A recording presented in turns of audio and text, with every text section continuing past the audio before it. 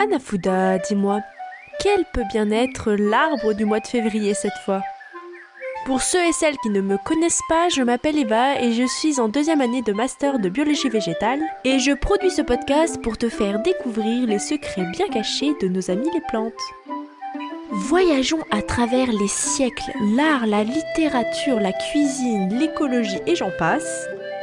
Installe-toi bien pour ce 2e épisode de la série l'Hanafuda ou l'éphéméride végétale.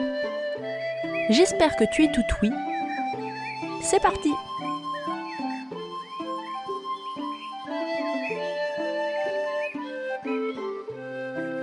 Maigre butin de Louis VII revenu de croisade, voici le 2e de nos chers amis de l'hiver. Le premier fut le pin, et désormais, voici l'abricotier. Le genre Prunus compte 300 espèces d'arbres et arbustes de la famille des rosacées. Beaucoup sont cultivés pour leurs fruits, comme l'abricotier, l'amandier, le cerisier, le pêcher ou encore le prunier, ou bien pour l'ornement. Ah là là, ça me rappelle la douceur de l'été, avec les petits repas au soleil dans le jardin. Le mois de février de l'Hanafuda représente l'abricotier du Japon, ou Prunus mume pour les intimes. Cet arbre à cime arrondie, de 4 à 6 mètres de haut, n'est surtout pas à confondre avec le célèbre Jinko, du japonais Jin et Kyo, signifiant abricot d'argent, et qui n'est pour le coup pas du tout de la même famille. Ne t'y trompe pas. Peut-être pour un prochain épisode, qui sait. On le retrouve dans les tartes, les confitures ou tout simplement au sec. Plongeons à bras ouverts dans les secrets de l'abricotier qui, tu verras, ne compte pas que pour des prunes.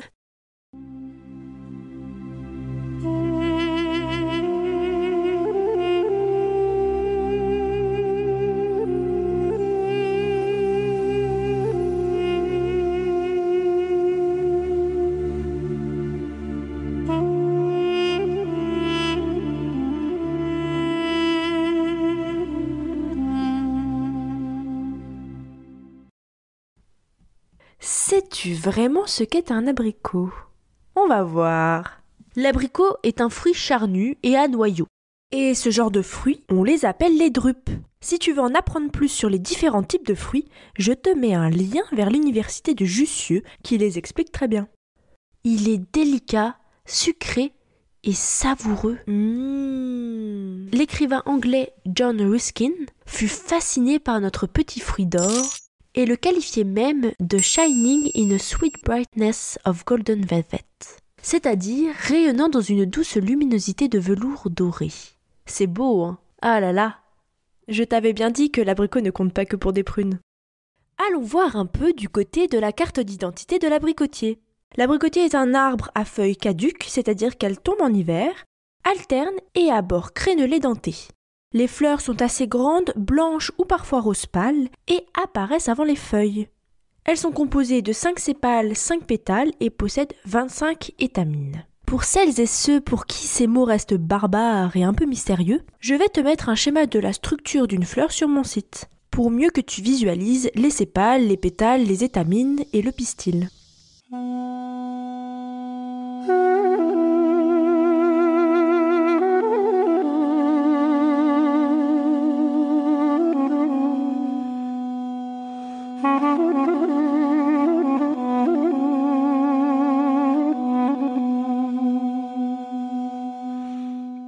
Ah là là là là, petite plantule chanceuse, va. Aujourd'hui, je ne te propose pas qu'une, mais 2 épopées. 2 pour le prix d'une. Bah, c'était les soldes il y a peu. On reste dans le thème. L'une nous fera voyager comme d'habitude à travers monts et merveilles, tandis que l'autre est un peu plus spéciale. En effet, je te propose une épopée linguistique. Allez tiens, commençons par celle-ci.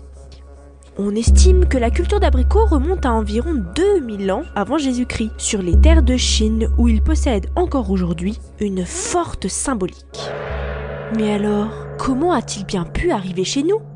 À dos de caravane, il a sacrément vu du pays, accompagnant danseurs et marchands de la route de la soie. Pour le botaniste Berthold Laufer, ce sont eux qui auraient introduit le fruit aux Perses, peuple qu'il appelait Zardalo ou brune jaune. Par la suite, les nomades des tribus à cheval l'auraient dispersé au gré de leur migration. Selon le dictionnaire historique de la langue française, Alexandre le Grand lui-même aurait ensuite rapporté en Grèce des abricots d'Arménie. Et les Grecs l'ont appelé Arméniakon, ou fruit d'Arménie, croyant qu'il était originaire de là-bas. Pour le nom scientifique, c'est Prunus armeniaca. Notre épopée continue avec les Romains, qui l'auraient appelé Praecocum, car en été, ils avaient observé qu'il fleurissait tôt et donnait des fruits précoces. Et voilà que ce Praecocum latin repasse en grec sous la forme de Praecokion, mot qu'adopteront les Arabes en le transformant en albarca et en l'exportant vers l'Espagne, où il deviendra albaricoqué. Le catalan dira albercoque et le français aubercoque, puis abricot au XVIe siècle. Véritable épopée inimaginée lorsque l'on voit ce petit abricot sur nos marchés. On dit même que ce fruit de luxe entrait à la cour des plus grands califes du Moyen-Orient.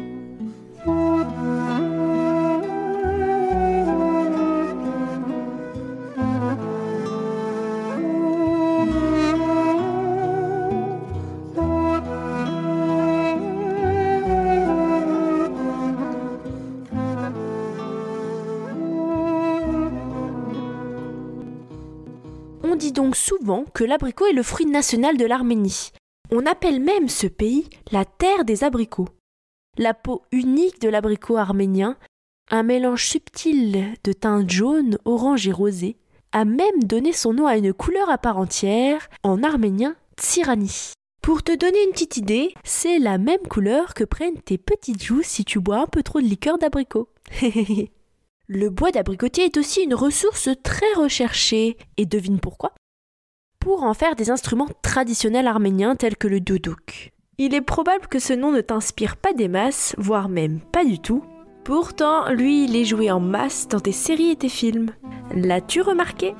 Que même allongé dans ton canapé, tranquillos devant Netflix, tu es en connexion avec les arbres. Étonnant, hein ? Par ailleurs, comme tu peux le deviner, les musiques de ce podcast sont jouées par du doudouk. Et tu connais la bonne nouvelle ? J'ai trouvé une légende arménienne courte, mais qui n'en est pas moins unique, puisqu'elle raconte l'histoire du doudouk. Pour les fleurs bleues, vous allez rougir d'un tsiranier intense, puisque c'est une histoire d'amour. Quoi de mieux pour le mois de février et sa Saint-Valentin ? C'est l'heure d'ouvrir tes oreilles et tes chakras. Voici l'histoire de cet instrument enivrant.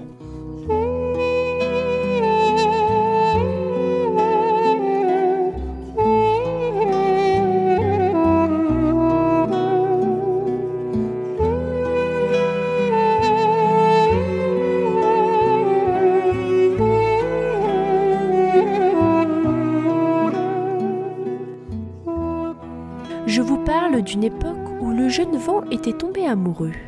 Impétueux dansant frénétiquement dans les airs, il était connu pour ne jamais se satisfaire. Toujours la bougeotte. Et pourtant, un jour, il tomba.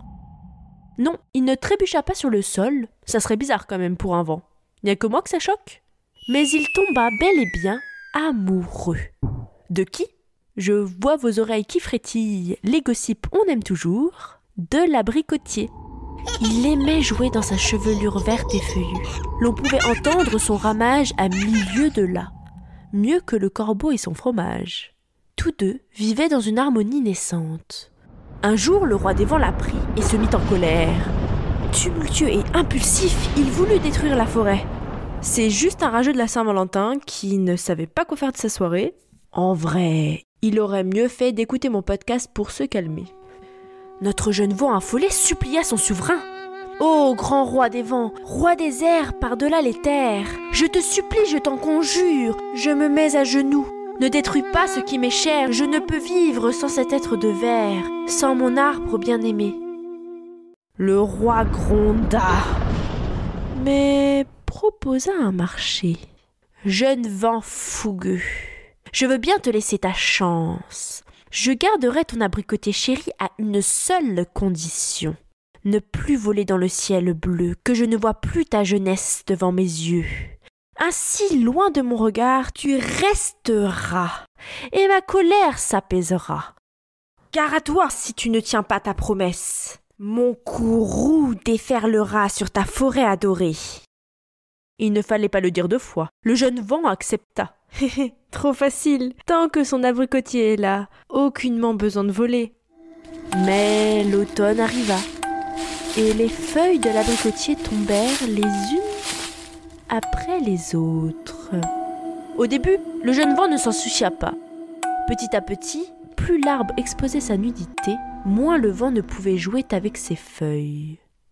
Il commença à s'ennuyer, et comme tout bambin impatient, il se détourna de son amour. Il s'envola vers le ciel, mais le roi n'était pas dupe, et il le surveillait depuis un bon bout de temps. Sa colère se déchaîna et brisa les branches de ce pauvre abricotier. Le calme revenu, le spectacle était triste à voir.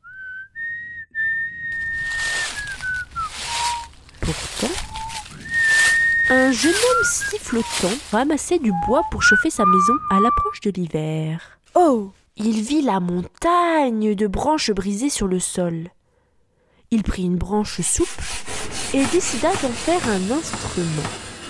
Dès qu'il le toucha de ses doigts, les sons chauds, doux et mélancoliques de l'instrument devinrent une musique émouvante, redonnant une seconde vie à l'arbre qui chantait son amour perdu. Depuis lors, cet instrument est considéré comme l'âme de l'abricotier et est appelé дудук ou циранапог en Arménie. Давай поплачем вместе, мой дудук. Давай прольем целительные слезы. И то, что было, больше не вернуть. И то, что будет, в помощь только грезы. Давай поплачем вместе, мой дудук. Ты звук души, волнительный и нежный. Где заметают гор вершины снегом, воспоминания не будут знать предела. А впереди еще такой огромный путь. Давай поплачем. Плакать не порок. Открытость душ рождается отныне. Да, мой дудук, пролью я море слез. А ты, играя, помни мое имя. Tu viens de voyager et de méditer avec cet air de douk-douk, accompagné d'un poème lu en russe et anonyme, et dont le titre est « Pleurons ensemble, mon doudouk ». Désormais, montons à bord de notre vaisseau culinaire pour éveiller nos papilles gustatives. En effet, l'abricot est un ingrédient de choix, aussi bien en sucré qu'en salé. Jean de La Quintinie, créateur du potager de Louis XIV lui-même, le destinait à la confection de confitures. Ce mec, c'est un peu l'idole des jardiniers de l'époque quand même. Tandis que Fontenelle, écrivain et philosophe français, le mangeait frais et en grande quantité. D'ailleurs, comme l'abricotier, il est mort centenaire. Dis-toi qu'il l'appelait même le fruit royal. Lui, c'était le fan ultime. Aficionado, abricot, un abricionado. Lui, c'est un véritable abricionado. Ouais, j'ai inventé un mot. L'abricot est un fruit peu calorique et sa pulpe se caractérise par une grande richesse en vitamine A. On y trouve aussi les vitamines C et B1 en faible proportion, ainsi que des teneurs non négligeables de fer. On peut les manger frais, en confiture, secs. Bref, l'abricot est apprécié à toutes les sauces. On en fait même du cuir, le lavachak en perse et pestil en arménien. Là-bas, il est aussi utilisé avec la cerise comme condiment pour rehausser les plats de viande. On le retrouve dans le mishmishiya, ragoût d'agneau et d'abricot, recette du Moyen-Orient. Et je ne te parle même pas des desserts divers et variés mettant l'abricot à l'honneur. Selon l'experte culinaire en spécialité orientale, Sonia Uvezian, je ne sais pas trop comment ça se prononce, les femmes paysannes écrasaient traditionnellement les abricots avec leurs pieds dans des auges en pierre, un peu comme chez nous pour les raisins. Elles en extrayaient ensuite les noyaux et étalaient la pâte au soleil pour la faire sécher. Cependant, la forme la plus connue et consommée à travers le monde est la pâte d'abricot, ou amardine qui signifie poétiquement en arabe la lune de la foi.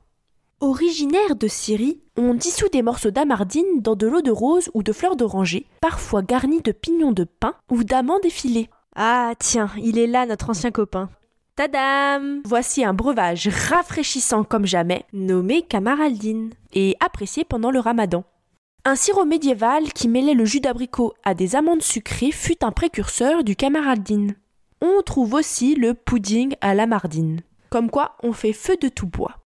Dans son livre The Carrot Purple and Other Curious Stories of the Food We Eat, Joel Dunker nous raconte que Mohamed El Chalati, célèbre commerçant d'amardines de Damas, a parfois pris des risques dangereux pour capturer le fruit tant convoité. Lui et son fils Ahmed auraient voyagé à Mataya, la capitale turque de l'abricot, très près de la frontière syrienne, à la recherche de leur trésor. Entre l'évitement des points de contrôle de l'armée turque et les brigands locaux exigeant des péages sur les cols de montagne, Mohamed et Ahmed doivent faire face à une chaleur de plus de 40 degrés Celsius et à des routes étroites. Voilà ce que nous relate l'écrivain Ken Gould. Dans l'usine de Damas d'El Chalati, les abricots sont réduits en purée dans des chaudrons en cuivre, passés à travers de grandes passoires, puis un chauffage constant et un brassage méticuleux produisent enfin la fameuse pâte qui est séchée sous des filets sur le toit de l'usine pendant 48 heures. Même si c'est toujours le mois de février, nous pouvons apprécier les plaisirs annuels de la mardine dans nos boissons du dimanche en rêvant de Moyen-Orient. On n'a plus qu'à imaginer les contes des 1001 nuits racontés dans un magnifique palais de Scheherazade.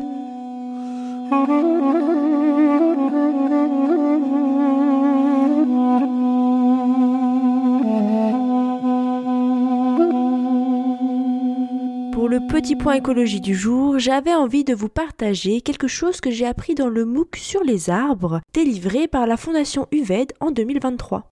UVED signifiant Université virtuelle, environnement et développement durable. Je te conseille d'aller voir leur MOOC. Un MOOC, c'est un cours en ligne, car ils sont très bien faits et très intéressants. Depuis que tu me suis, petite plantule, tu dois commencer à entrevoir la diversité des êtres vivants et toutes les interactions qu'ils entretiennent. Marc-André Sello, célèbre mycologiste, mais pas que, du Muséum d'histoire naturelle de Paris, met en lumière une interaction quelque peu surprenante. Je te cite ce qu'il explique dans ce MOOC. Myrmécophile. Non, je te rassure, je ne parle pas encore arménien. Veut dire des plantes qui aiment les fourmis. Chez nous, c'est assez peu fréquent, mais on peut voir ça sur Prunus, des plantes de la famille des rosacées qui présentent entre le pétiole et le limbe des petits renflements qui d'ailleurs sont assez souvent sucrés quand on les goûte. Au printemps, ces structures qui sont des nectaires produisent du sucre et attirent des fourmis qui vont protéger la plante quand ses feuilles sont encore jeunes et tendres. Elles vont également protéger les bourgeons floraux et à la floraison, la sécrétion de sucre s'arrête et les fourmis disparaissent de l'arbre. Elles vont manger ailleurs. On parle d'association transitoire. Fin de citation. Je suis vraiment toujours fascinée par les relations entre les êtres vivants. Ici, on peut voir une fois de plus que les interactions interespèces sont très importantes et diversifiées. Alors la prochaine fois que tu fais ta petite balade en forêt, ou dans une prairie, ou quelque part dans un coin de nature, je t'invite à ouvrir les yeux et à dénicher les interactions entre espèces.